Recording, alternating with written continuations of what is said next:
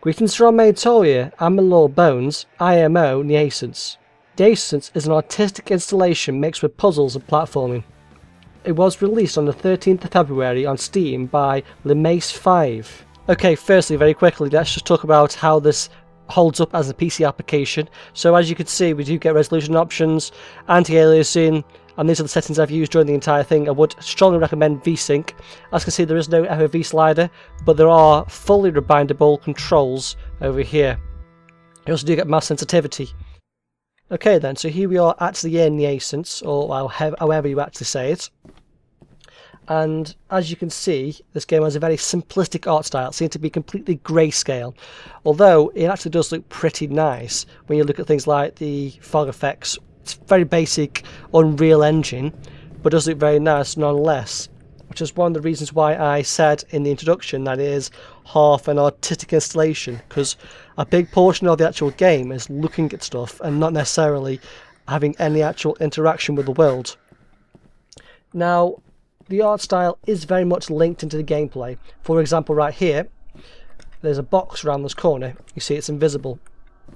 Now when I touch this little orb thing, it'll go over there and light it up, meaning it's no longer able for me to walk through. And there are other elements throughout the entire game which happen to be dependent on the light and the graphic style, which is very good, because that means at least they haven't just half-arsed or have the art style have some sort of gimmick, which is very nice.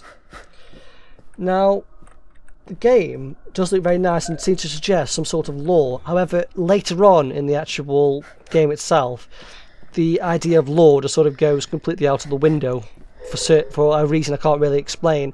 So to be perfectly honest with you, there is no story for all intents and purposes.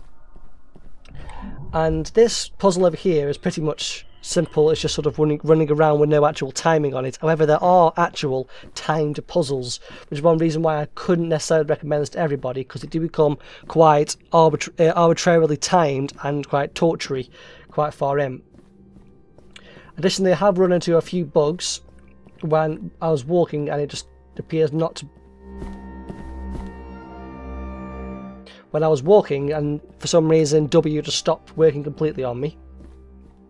And one of the endings seemed just to shut the entire game actually off. I'm not quite sure if it is an actual ending, but there's one part where the game just shuts off completely. I do have another problem with it as well. The ladder mechanics are very much flawed when you're trying to mount a ladder from the top. But that there's a very minor little thing I can really go towards. Also, the game occasionally ends up sort of stopping and starting when it happens to load, but to be perfectly honest with it, they are very minor complaints. A much larger complaint is the end boss fights and the timed puzzles, because I put the end boss fight as a separate option on the bottom timed bar, because it is essentially a 6-minute torture fest that lasted me about 45 minutes and doesn't really have any payoff at the end.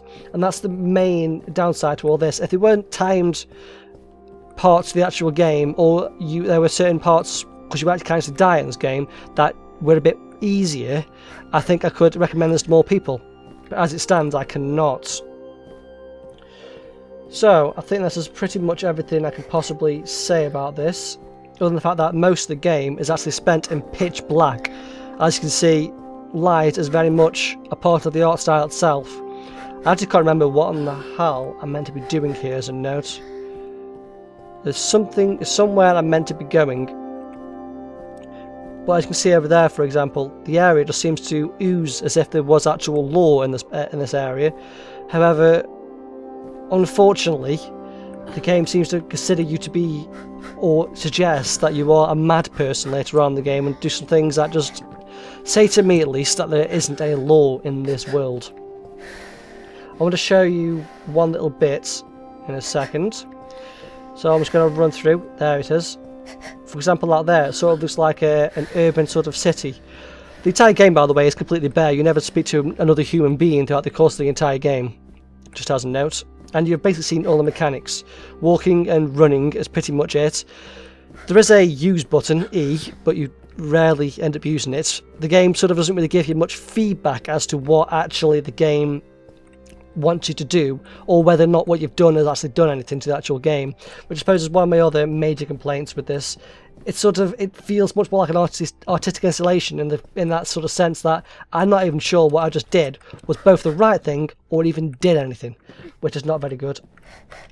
However, as you heard just, the soundtrack is actually pretty good, to be honest with you. I thought it was quite immersive into the actual experience. Can I actually jump over there? Nope. I have to go round, I think. But the soundtrack is actually quite immersive.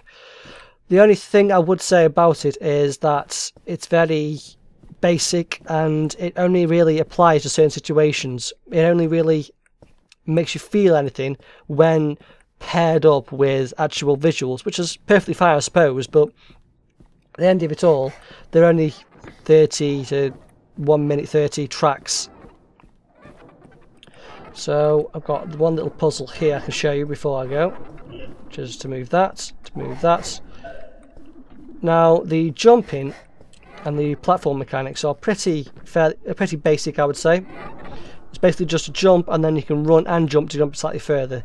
That's pretty much it, to be perfectly honest with you. I think the only people I can actually recommend this game actually to is people that want a bit of a challenge and want something like an artistic installation. Because let's face it, games like Stanley Parable and Dear Esther and things along those lines are very non-interactive games, whereas this definitely is a game with an element of artistic installation to it. This is just a bit more of the beautiful side to it all. It does look pretty nice, I think, personally. I don't know about you lot, but I definitely think it looks pretty nice. I think that's pretty much everything I can say on this game. So, Nascence will make a lot of people fairly mad towards the end. However, it's definitely a good game for someone wanting an interesting experience with a bit of a challenge. It's on Steam for $17.99 or £11.69 or €13.49. See you in the next one. Goodbye.